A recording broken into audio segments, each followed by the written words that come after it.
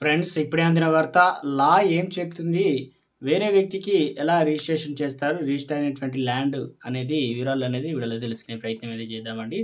వీడియోను ఎండ్ వరకు చూడండి. కంప్లీట్ ఇన్ఫర్మేషన్ అయితే అర్థమవుతుంది. మీలో ఇంకెవరైనా సరే మన ఛానల్ సబ్స్క్రైబ్ చేయకుండా చూస్తున్నట్లయితే వెంటనే ఛానల్ సబ్స్క్రైబ్ చేసుకోండి. ప్రభుత్వం నుంచి లేటెస్ట్ అప్డేట్స్ అన్నీ కూడా మీ ఫోన్ నోటిఫికేషన్ రూపంలో అందించడం జరుగుతుంది. చూస్తున్నారు, లైక్ చేయడం మర్చిపోతున్నారు, వెంటనే లైక్ చేయండి. లేట్ చేయకుండా వీడియోలకైతే వెళ్ళిపోదామండి. మనం రిజిస్టర్కు తన దగ్గర రిజిస్ట్రేషన్ కొరకు తెచ్చిన డాక్యుమెంట్లో గల ఆస్తి తాలూకా గత చరిత్ర గురించి తెలుసుకునేటువంటి సాంకేతిక పరిజ్ఞానం మనకు లేదు.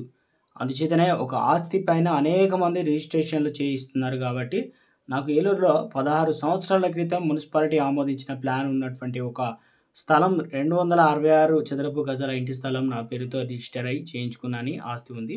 సో ఫర్ ఎగ్జాంపుల్గా ఈ ఆస్తి 2 సంవత్సరాల క్రితం వేరొక వ్యక్తి తన పేరులో రిజిస్టర్ చేయించుకొని హైదరాబాద్లో ఆ పత్రాలు పెట్టి స్టేట్ ఫైనాన్స్ కార్పొరేషన్లో అప్పు తెచ్చుకున్నాడు.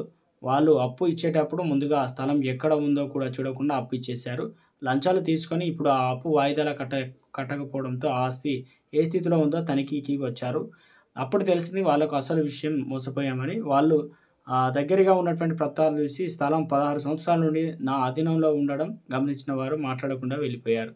అలాగే నా పక్కన ప్లాట్ వాళ్ళు కూడా మేము ఎప్పటినుంచో ఇక్కడ ఇల్లు కట్టుకొని ఉంటున్నామని చెప్పి పంపించేశారు. కొంతమంది కోర్టుకు వెళ్ళి కోర్టు నుండి తామే యజమానులమని శాశ్వత స్టే తెచ్చుకున్నారు.